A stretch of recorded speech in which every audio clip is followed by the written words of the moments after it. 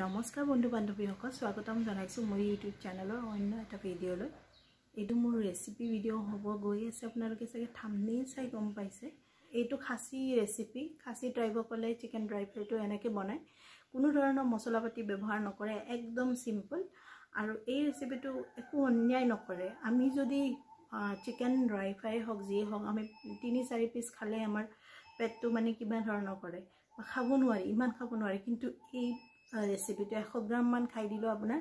মানে মন নভৰিব আৰু বহুত টেস্টি হয় যিহেতুকে মছলা পাতি দিয়া নাযায় বেছিকে আপোনালোকে ভাবিব পাৰে কেনেকৈ ইমান টেষ্ট উঠিব বা হয় নে নহয় ডাউট কৰিব কিন্তু ডাউট নকৰিব আপোনালোকে একবাৰ ট্ৰাই নিশ্চয় কৰিব কাৰণ ট্ৰাই কৰাৰ পিছত যদি এবাৰ খাই পায় তেতিয়াহ'লে আপুনি এইটোৱে বনাই থাকিব বহুত দিনলৈকে সো ৰেচিপিটো ট্ৰাই কৰক আপোনালোকে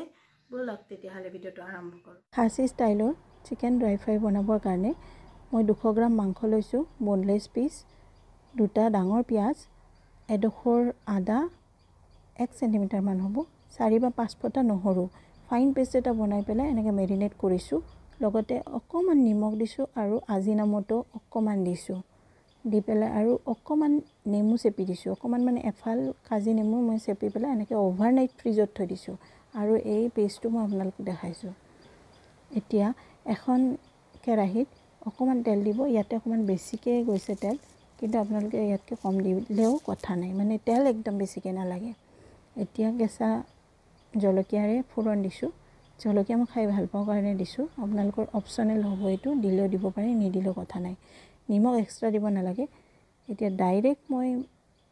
পেষ্টটো কেৰাহীত দি দিছো আপোনালোকে এনেকৈ লৰাই থাকিব সঘনাই লৰাব নহলে জ্বলি যাব এতিয়া 2 ঢাকনি সয়া সস দিছো সয়া সস তাতকে বেছি যদি দিও মই তিতা লাগি যাব আৰু সয়া সসত নিমখ থাকে গতিকে এক্সট্ৰা নিমখ দিব নালাগে মেৰিনেশনত সোৱাদ অনুসাৰে দিলে আৰু বেলেগকে দিব নালাগে আপুনি ভাজি থাকিব পানী নিদিব তলত লাগিব নিদিব সঘনাই লৰাই থাকিব এনে ধৰণে পিয়াজৰো পানী আহে কিছুখিনি গতিকে আপুনি এনেকৈ লৰাই থাকিব যেহেতু কম মাংস একাৰণে টাইম কমতে হৈ যাব 10-15 মিনিটৰ ভিতৰত এনেকুৱা ধৰণৰ এটা টেক্সচাৰ আহি যাব এইটো ৰেচিপিত boneless চিকেনেই বেছি প্ৰিফাৰ কৰা যায়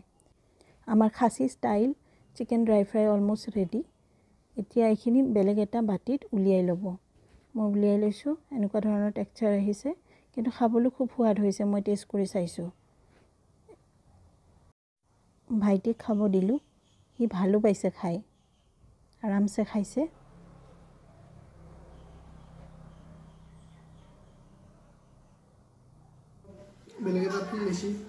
ফ্লেভাৰ বেলেগ আছে না ভিডিঅ'টো চাই কেনেকুৱা পালে আপোনালোকে জনাবলৈ নাপাহৰিব যদি ভাল পালে তেতিয়াহ'লে লাইক কৰিব ভিডিঅ'টো যদি বেছিকৈ ভাল পালে তেতিয়াহ'লে কমেন্ট এটা কৰি দিব